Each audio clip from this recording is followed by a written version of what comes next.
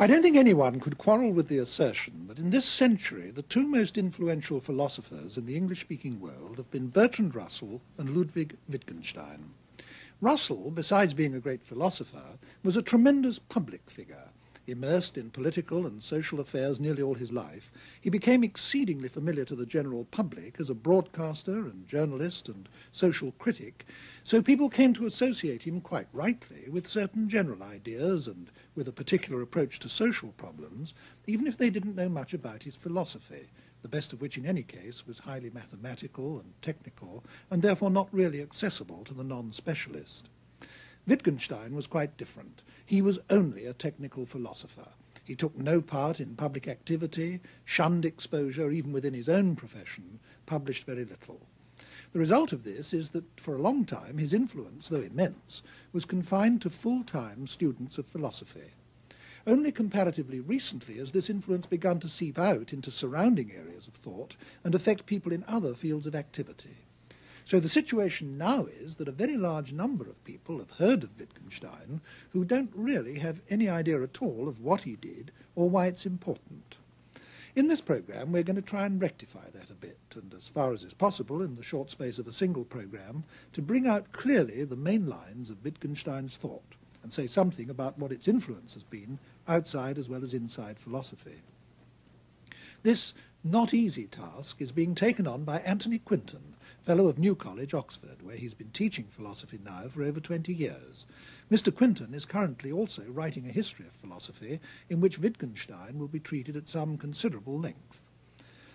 But before I invite Anthony Quinton to start talking about Wittgenstein's ideas, I'd like myself, if I may, to say something about Wittgenstein the man. He was born in Vienna in 1889 and died in Cambridge in 1951, having incidentally become a British subject in his middle age. His father was the richest and most powerful steel magnate in Austria, and as a young child Wittgenstein developed a passionate interest in machinery, which was to set the pattern for his whole education. His parents sent him to a school that specialised in mathematics and the physical sciences, and he went on from there to become a student in mechanical engineering. At the age of 19, he came to Britain as a research student in engineering at Manchester University, and it was while he was there that he became fascinated by what were in fact philosophical questions about the foundations of the mathematics he was using. He read Bertrand Russell's great book, The Principles of Mathematics, and this seems to have been a kind of revelation to him. He threw up engineering and went to Cambridge to study logic under Russell. And within a very short time indeed he was producing original work of his own, which many people have regarded from that day to this as work of genius. It resulted in the only book of his to be published during his lifetime, a book with the somewhat off-putting title Tractatus Logico-Philosophicus, usually referred to by philosophers simply as the Tractatus. It was published in Austria in 1929 and in England in 1920. It was published in Austria in 1921 and in England in 1922. It's very short, but certainly one of the most influential works of philosophy to be published in this century. However, while it was exerting this tremendous influence over subsequent years, Wittgenstein himself was becoming more and more discontented with it. In fact, he came to the view that it was fundamentally mistaken, and he produced a whole new philosophy which repudiated his earlier one. During his lifetime, this second philosophy was disseminated only to and through his students at Cambridge, but after his death a whole mass of writings came out which embodied it too. The most important of these was a book called Philosophical Investigations, which was published in 1953, and which then proceeded to have as great an influence as the Tractatus had had 30 years before. This is a unique phenomenon in the whole history of philosophy, a philosopher of genius producing two different and incompatible philosophies, each of which decisively influenced a whole generation. Well, now we must go back to the beginning and follow this story through in terms of the ideas involved. First, the Tractatus, then, produced during the second decade of this century. Anthony Quinton, it's a very short book. It's less than 80 pages in the standard edition. What would you say are the central problems that Wittgenstein was trying to solve in it? I think the shortest way of stating the central problem of the book is as follows. How is language possible? People had made all sorts of assumptions about meaning previously, how people attach meaning to words, Wittgenstein immensely generalized the question and said, how in general is it possible for human beings, by producing marks on paper or making noises, to represent something that was utterly different in character from the marks and noises used to represent them? I think many of the people watching this programme might not see at once why that is a problem. People are inclined to take language for granted. Why should the very existence of language present a philosophical problem? Well, if one looks at the world in a more or less statistical way, in a great deal of it, things interact causally with each other, rocks bang against rocks, moons influence tides, and so on. But just here and there in the world is this extraordinary phenomenon of some elements in the world intelligently reproducing other elements of it in themselves. I agree, of course, it's the texture of our whole inner lives, the use of language, the understanding of language, our communication with our fellow men, of course, principally, though not exclusively, takes place through it. I think it's just one of those questions that seems so obvious that most people don't bother to ask it, rather like Newton asking seriously why the planets didn't charge off in all directions, why stones dropped when released from the hand. It's got the same naive, pristine fundamentalness. In other words, we have this ability to think about and therefore handle, in a sense, things which are not present to us. And this is made possible by language, or partly made possible by language. And this raises two sets of questions. What is the relationship of language to the world? And what is the relationship of language to thought? And I take you to agree that both of these questions are central to what the Tractatus is trying to do. Yes, people had asked questions about these things, as it were, in a piecemeal way before. The great fascination of the Tractatus is they're asked with the utmost conceivable generality. And to both of the things you mentioned, he has answers to give. There's this apparently not very helpful answer at first glance, that language represents the world by depicting it. Propositions are pictures, he says, of facts. And equally, propositions are expressions of thought. They're the vehicles of thought. They're what we think with. Now, there's another side to this coin, isn't there, that he was also concerned with. The very fact that he was concerned with the limits of what could be expressed in language and discovering what the limits were to what language could do meant that he was also concerned with what language can't do.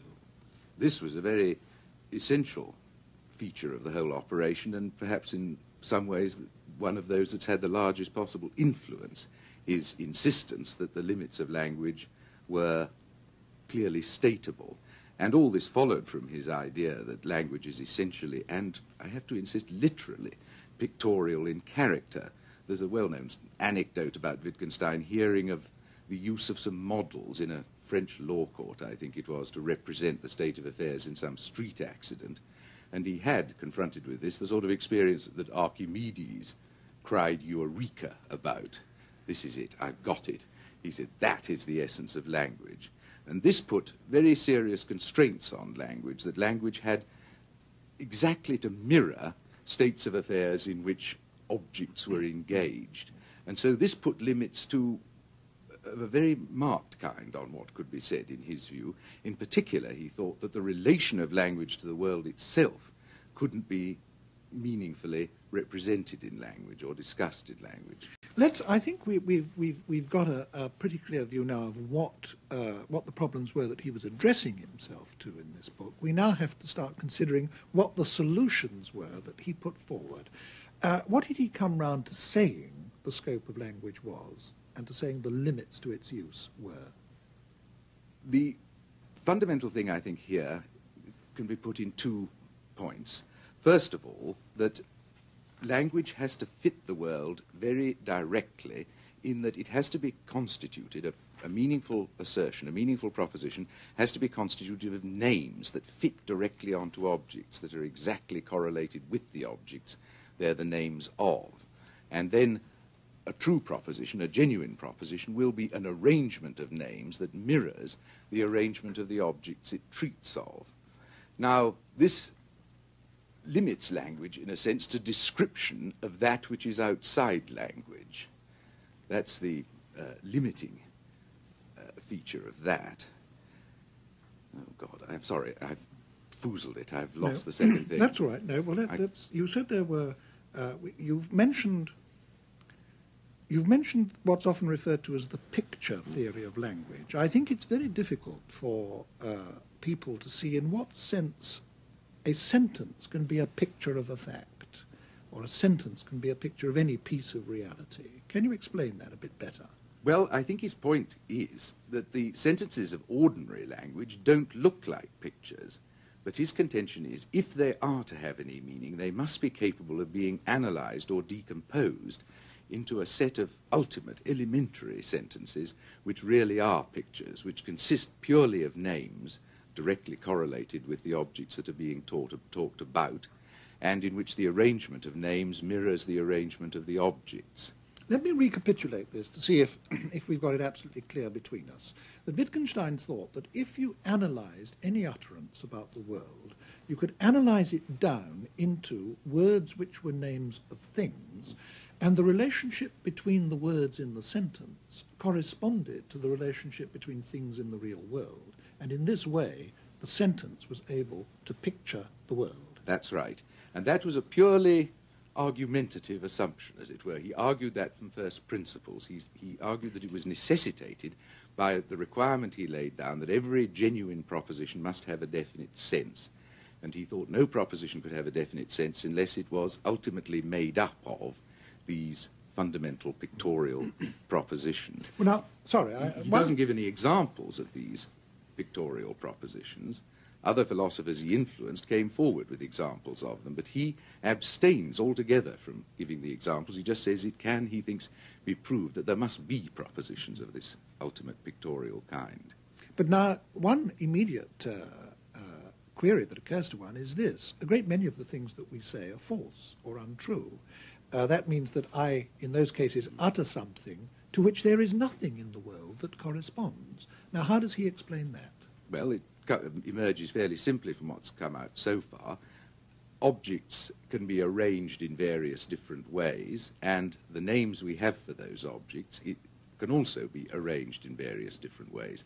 A significant proposition assembles a set of names in one of the possible configurations that those names allow for, and the possibilities of combination of the names is directly parallel to the possibility of the combinations of the objects. So a meaningful proposition, as such, depicts a possible state of affairs if the arrangement of the objects referred to by the proposition is identical with the arrangement of the names of the objects in the proposition, then the proposition is true. So the counters can be moved around, as it were, in various configurations. Most of these will represent simply possible states of affairs. When they're configured or arranged in the way the objects referred to are arranged, then the proposition is true. A lot of the things that we say in ordinary life, and indeed in philosophy too, aren't about states of affairs at all. We make moral judgments, aesthetic evaluations, and so on and so forth. How are these explained by this theory of language? Well, as far as ethical and aesthetic judgments are concerned, they're not in fact explained. They're just said to be not part of language proper. This is a very eccentric thing for anyone to say, isn't it? Ethics is transcendental. Ethics, he maintains, does not deal with fact. And he insists that the real function of language is the describing of fact, truly if possible, falsely if meaningful, but that is what language fundamentally is. In other words, when I utter a sentence about the world, I am arranging names together in a way which corresponds to a possible arrangement in the world. If that arrangement is actualized in the world, then my statement is true. If it's a possible statement of a state of affairs in the world which is not actualized, then my statement is false. If the state of affairs isn't possible in the world at all, then my utterance is meaningless. That's correct. So we've got a threefold analysis into true, false, and meaningless. Now, this theory of language implies that the world must be of a certain kind. That is to say that the world, independently of us and of language, must consist of ultimately simple objects which are related to each other in certain ways. Is that so? That's precisely what he says, and that is what he asserts right at the beginning of the book in an unargued way. He says the world consists of facts, facts are arrangement of objects, objects must be simple, to take up the word you used. And these come at one as one reads the book simply as dogmatic affirmations, but they receive their support later on from the thesis that language has to have a definite sense, and it can have a definite sense only if it is of a certain structure, and therefore the world must be of that structure in order to be capable of being represented in language. Now, what about the unsayable? We were talking earlier about Wittgenstein's concern with what can't be said as the other side of the same coin as his concern with what can be said. What does the theory of language, as we've now drawn it out, have to say about what can't be said?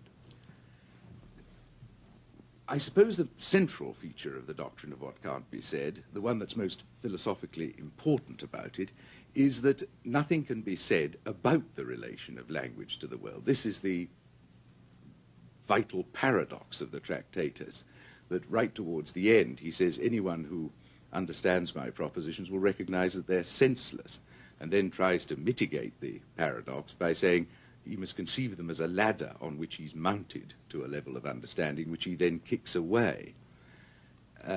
His thesis, after all, is that language and the world have to share a certain structure for it to be possible for language to represent the world, and then says that this is not a fact about which discourse can proceed. It's something that shows itself in language, but language can't be used to report. And so philosophy, as it were, undermines itself in this mode of argument. Would it be true to say that this is what he's doing then, that for a sentence to mirror the world, there's not only got to be a one-to-one correlation between names in the sentence and objects in the world, there's also got to be a structure internal to the sentence which relates the names in the sentence to each other in a way that corresponds to the way that objects in the world are related to each other. And that this structure is exhibited by the proposition. It's not something that's stated by it. Precisely. And therefore it's shown in the proposition that can't be expressed in language. Yes, and in the light of that, then he has to represent his own remarks in the Tractatus as drawing our attention to what is open to view, what is there shown if we only look the right way, but that the propositions themselves are literally senseless. But of course much else is said to be nonsensical by him. You mentioned a few moments ago judgments of value. These, he says, are, in a rather unhelpful word, transcendental, but it simply means they're not matters of describable fact. And he gives no positive account in this book as to what they are then, as an alternative. And of course he's extremely hostile to past philosophy, which purports to tell one all sorts of things about the world, when what it is in fact doing is saying things in a hidden dialogue, in a hidden dialect, a code almost, about the relation of language to the world, which has to be shown and can't be described. Why did people think that this doctrine was so marvellous? I mean, why did this philosophy have the enormous impact that it did? Because it does seem to me to be a very strange one, and it does seem to me to leave an awful lot out. For example, I would have thought that the most expressive uses of language that there are those in creative art, in poetry, drama, novels, and so on, both the most sophisticated uses of language and the profoundest. And yet this theory of Wittgenstein simply seems to allow no place for an explanation of these uses of language at all. It seems very limited, very partial. Would you accept that criticism of it? Yes. It is limited, but I think if called upon to defend it, he would perhaps say that all other uses of language, insofar as they can be taken seriously and aren't some form of wordplay, require the explanation of this fundamental descriptive employment, world-describing employment of language first of all. But about why people thought it was important, you mentioned as an argument against its being important that it was strange. But I should have thought part of the fascination just was that it was so strange. It's not, one might say, a terribly modestly expressed book. In the preface he says, I am convinced that the final solution to all philosophical problems is contained here. And of course, quite compatibly with that, he there and then gave up philosophy once, for a considerable period, 10 years or so, once he'd completed the Tractatus. So its strangeness is part of its appeal. But it's not only that, it's its literary quality is rather striking. It's like a voice speaking out of a whirlwind. These short, pregnant, aphoristic sentences. I'll give you a couple of examples. The first one, the world is everything that is the case. It's one of those baffling announcements that one doesn't quite know what to make of. The last one, whereof one cannot speak, thereof one must remain silent. One first sight, that looks like a truism, and then one realizes it isn't quite a truism. He says it's the essential message of the whole book, is to draw the limits of what can intelligibly be said. I suppose the first thing that strikes anyone about the book when they pick it up for the first time is the way it's written, because it's written not in continuous prose at all, but in very brief paragraphs, numbered according to a very elaborate system of subdivisions and sub-subdivisions and even sub-sub-subdivisions. And some of these paragraphs are only one sentence long.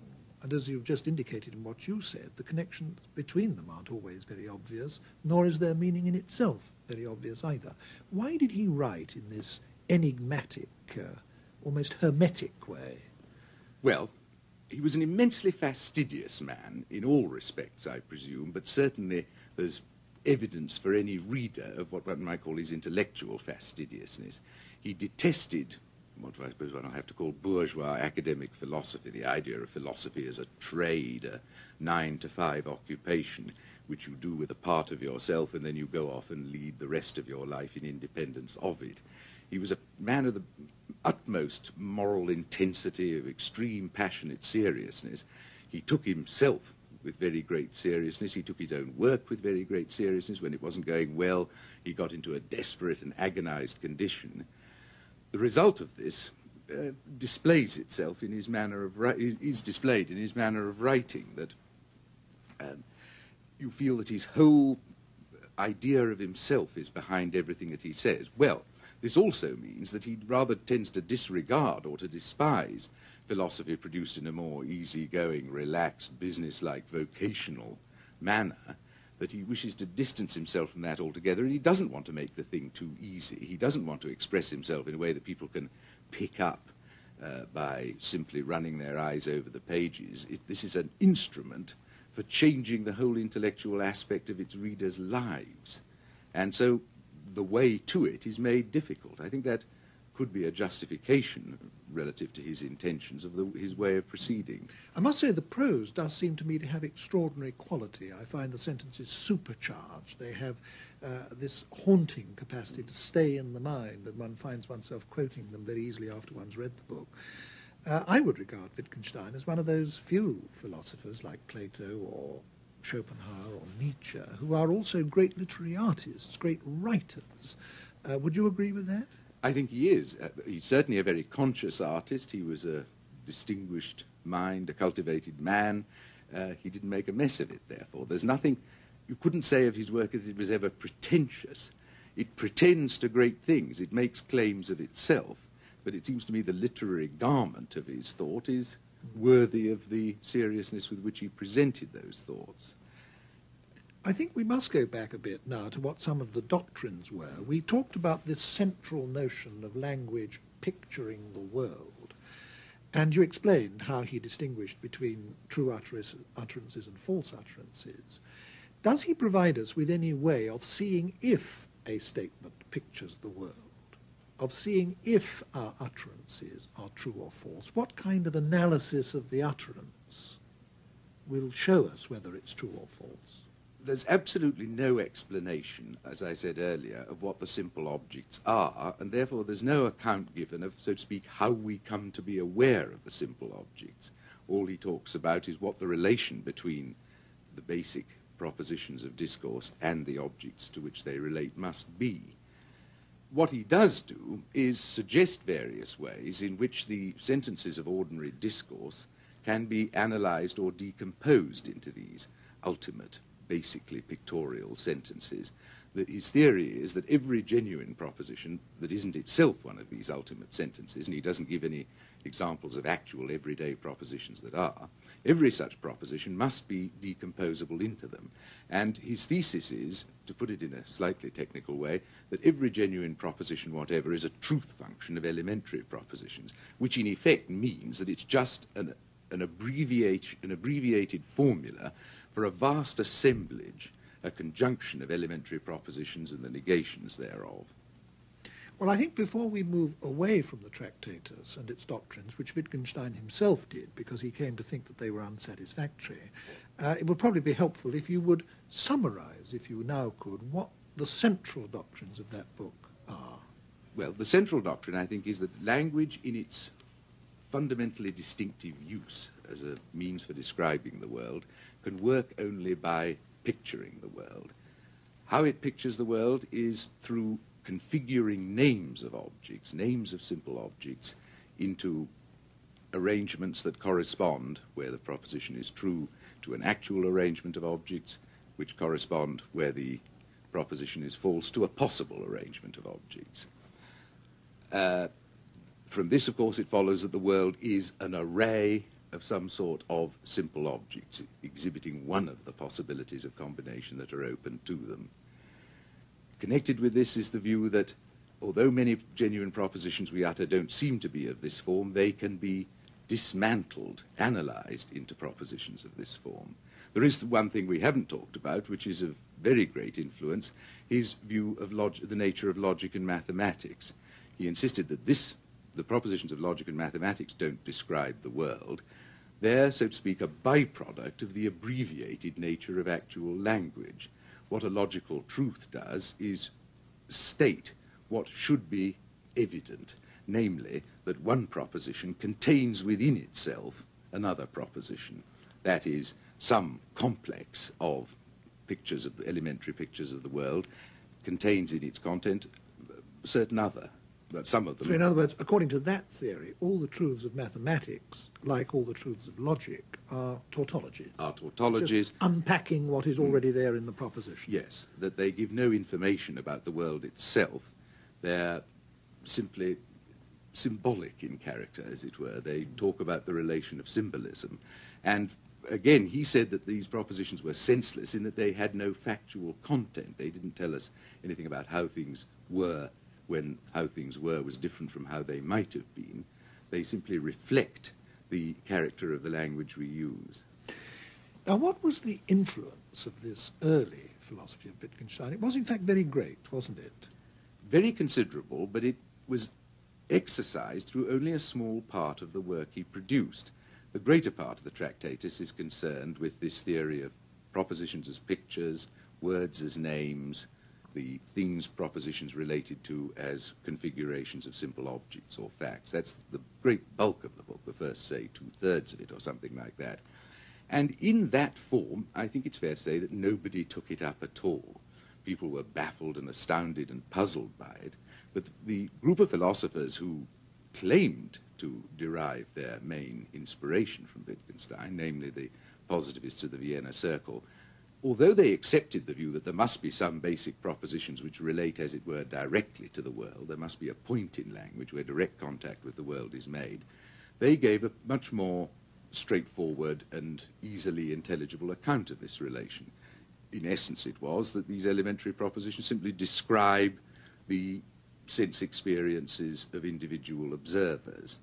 So they report immediate occurrences of experience, feeling, perceptions by individual persons, and then that everything else could be, all the other beliefs we held could be analyzed out into propositions of this kind, propositions about continuing material objects that exist unperceived, propositions about minds other than our own, propositions about social institutions, that all of these could be analyzed in the end down to simple reports of private experience.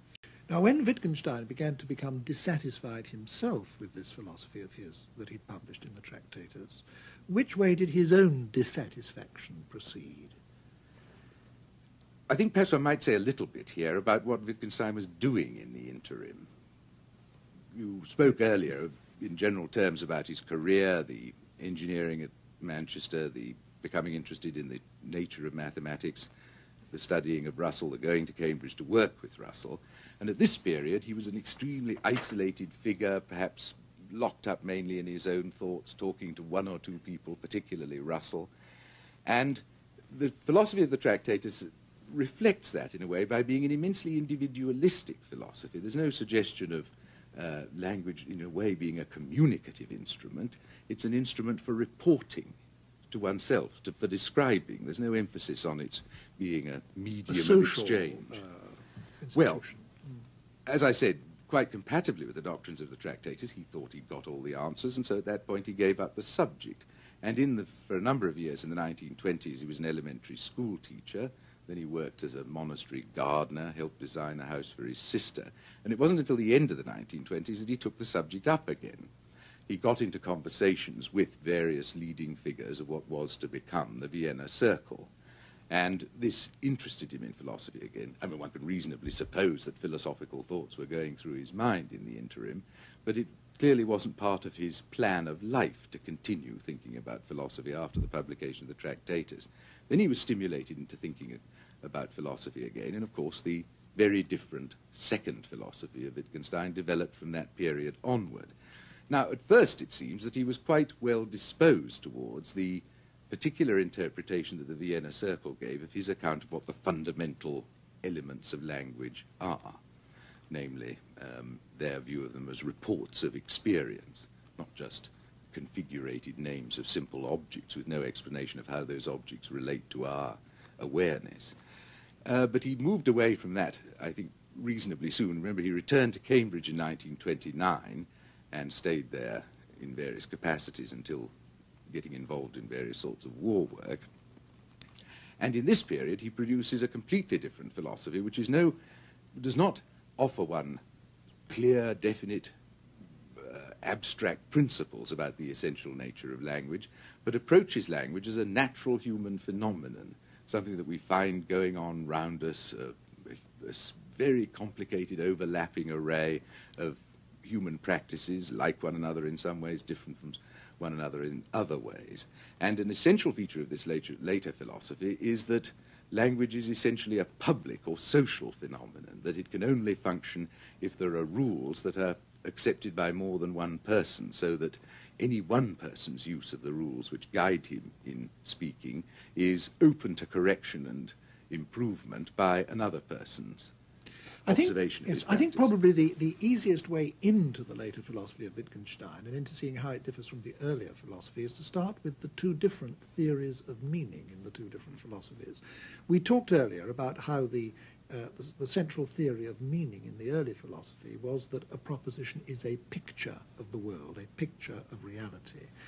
This central metaphor is changed in the later philosophy. He no longer sees meaning as being a picture of the world at all, or anything like that. He sees the meaning of an utterance as consisting in the use to which it can be put. In other words, he sees a sentence as not a picture but a tool. And the meaning of this sentence is, so to speak, the sum total of its possible uses. And this, of course, as you were just saying, relates it to human activity and ultimately, indeed, to different ways of life.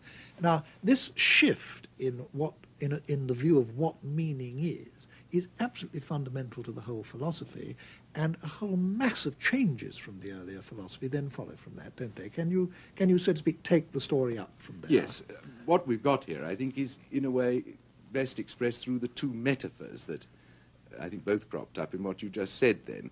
First of all, the constant reference from language to games, which is incorporated in a crucial technical term of the later philosophy, the notion of a language game. Incidentally, can I just interrupt to say I think that this metaphor has been extremely unfortunate, because a lot of people have concluded from the fact that Wittgenstein is always talking about language games and the use of language as a game, that he somehow regarded all utterance as frivolous, and that confirms a lot of the prejudices that some people have about linguistic philosophy, that they're just playing with words. That was certainly not his intention. It was just to draw our notice to two features of games. The first one, simply that they're rule-governed practices, and a lot follows from this in a way about how the rules of a game can change, and the games can resemble one another in all sorts of different ways. That second point leads on to the second feature about games, which is that there's no common characteristic to all games. Games, as he says, are related to one another by family resemblance. And that, applied back to language, means the various kinds of activity we perform with language, asking questions, cursing, greeting, praying, to give some examples he enumerates, these are all different things we do with language. Now, the game analogy, I agree, might seem to carry with it the suggestion that therefore these things are just for fun or pastimes or what have you. But the other analogy that you mentioned was the analogy of language to a set of tools which are used with a purpose. I mean, there's these two things about language. It's a purposive undertaking, and yet it's carried out with items which are governed by conventional and alterable rules. Well, now, this notion of language had a lot of influence outside philosophy, didn't it?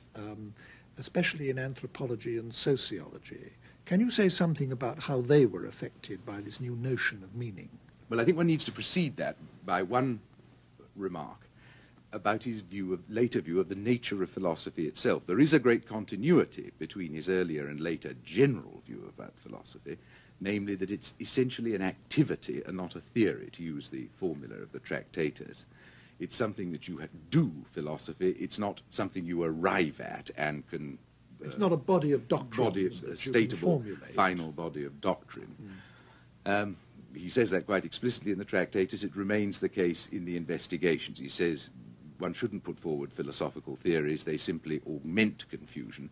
What one does as a philosopher is to assemble reminders about the way in which language is actually used in its various forms, the various distinct but not utterly unrelated games, language games in which it is employed.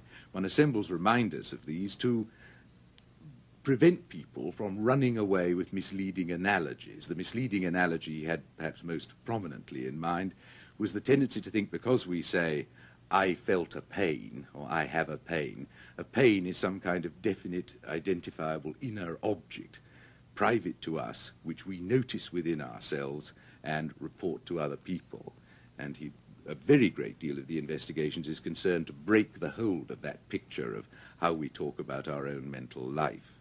That is the reporting of private experiences. That picture is precisely the sort of picture that his earlier theory of language, as put out in the Tractatus, would lead one to adopt.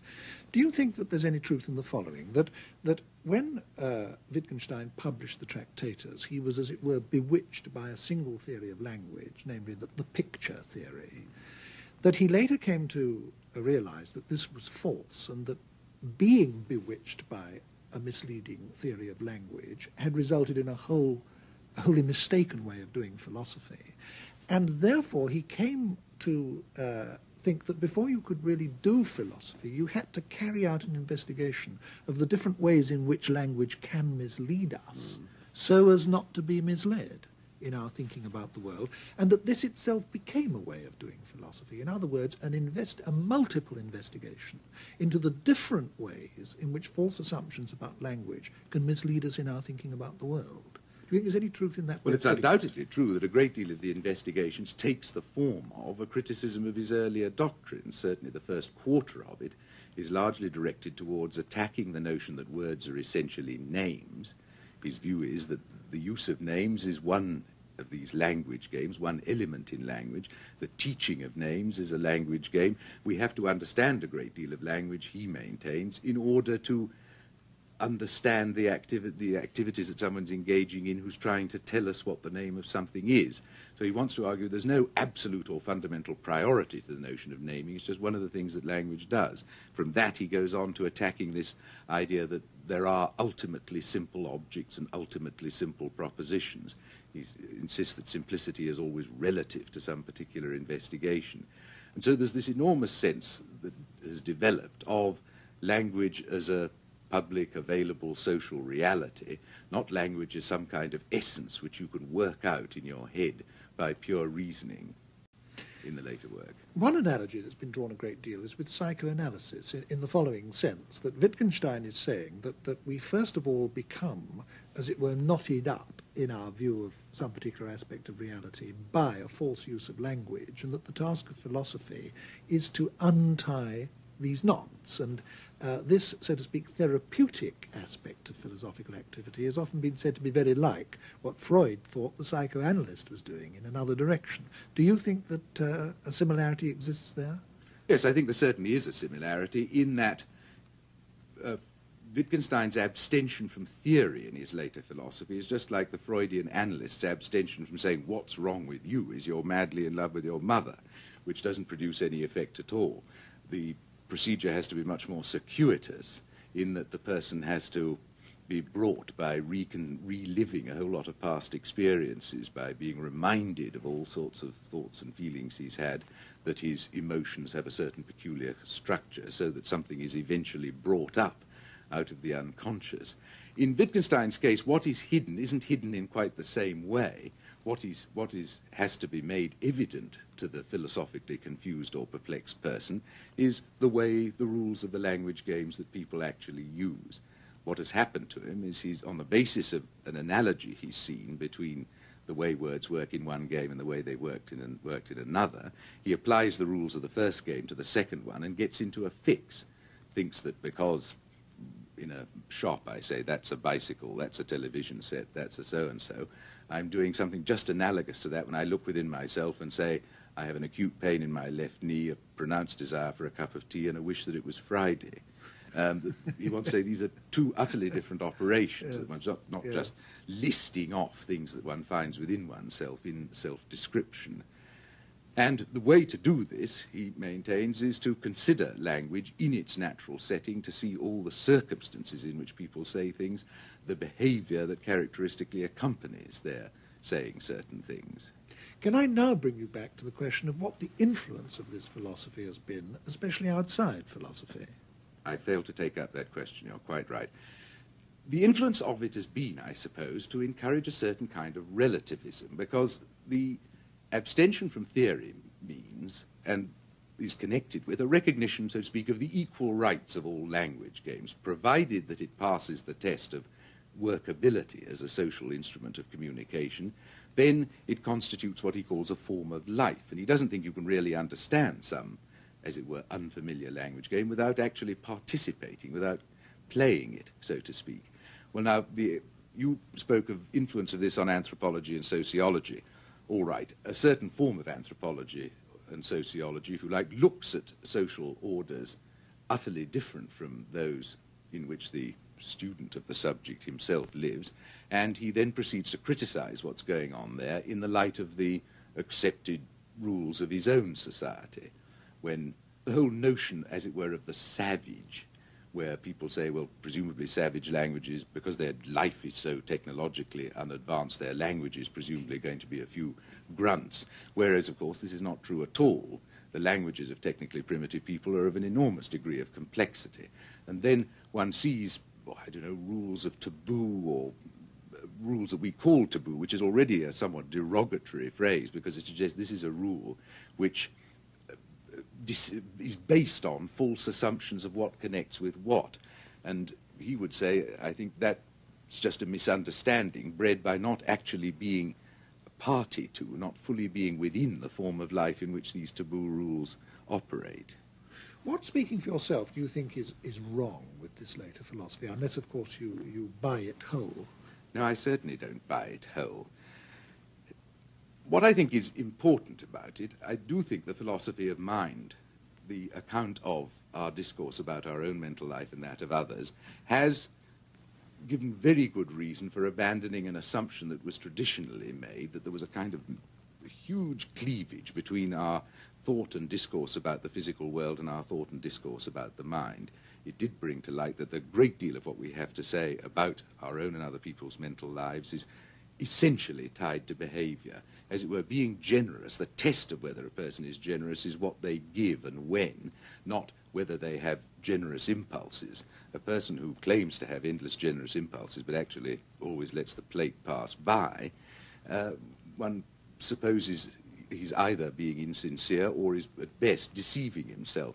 Well, the generous impulses, as it were, Wittgenstein's point, is neither here nor there. It's just for a person to be generous is for them to act in a certain way in certain circumstances.